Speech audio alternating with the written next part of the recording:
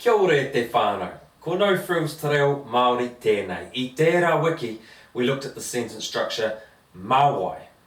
I tēnei wiki, we're going to look at the sentence structure nawai. Sounds the same, completely different. Just as a side note, nawai e sentence structure, that little e tripped me up for about a year. E meaning past tense, who did an action. It's a cool sentence structure, engari I naenei. We're going to rub that off and look at it another day. What about the conversation starter? Kai te pēhea koe me te? Kai te pai? Ka pai. No hea koe. No hea koe. We might think of it in terms of where are you from? But it's more of a belonging. To where do you belong? Where are your roots? No. And they may reply, o te poti Dunedin. So their roots are in Dunedin, and you could ask, where are you living currently? So you would say, kai hea koe e noho ana.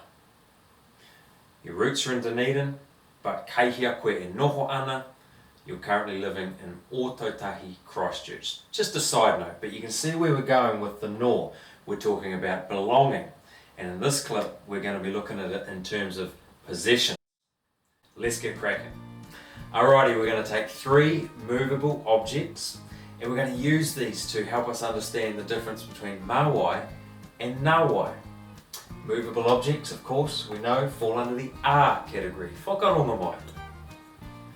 Mawai tēnei kapu. Who is this cup for? Nawai tēnei kapu. Who does this cup belong to?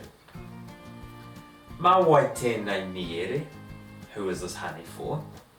Nawai tēnei miere. Who does this honey belong to?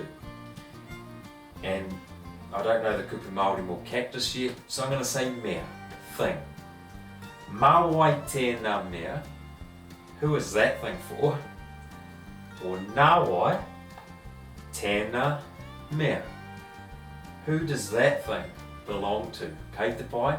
This is how we're going to answer. It's very similar. Nāku belongs to me. Nau belongs to you. Nāna, it belongs to him or her. Of course, we can go nā te kuri, belongs to the dog. Nā te ngeru, belongs to the cat. Or nā aroha, nā pita. Kei te pai? What I want us to do e hoa mā is to pause the screen on these next 5 examples. They'll be up for about 5 seconds anake. Pause them and whakapākehā. Translate them into te reo Pākehā, into English, and then hit play, and I'm going to release those answers and just see if we're on track. Karawhiua.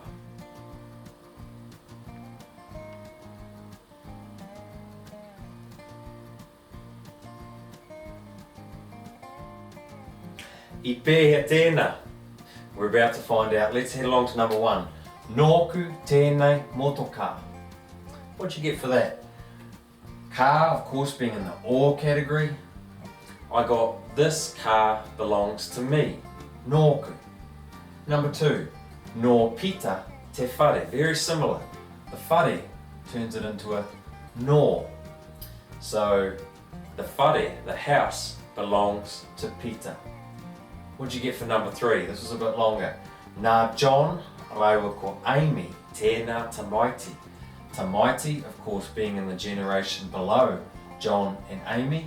Therefore, it's a nā. I get from that, that child is John and Amy's. Belongs to John and Amy. What about number 4? Nō tōku iwi tērā awa. That reads to me, that river belongs to my people. Finally, nāna te puka puka whero. Read, book, the, his, hers. Hi. The red book belongs to him or her, or it's his or hers. Kei te pai, our answer's similar. How often do we say, who is this for? Or who does this belong to? All the time with te reo Pākehā, and if we can master the difference between mawai and nawai, or more wai and nor wai, then our reo kete is just going to be overflowing. So that's all I've got for you today, hoa ma. Hei kona, kia pai tō rā.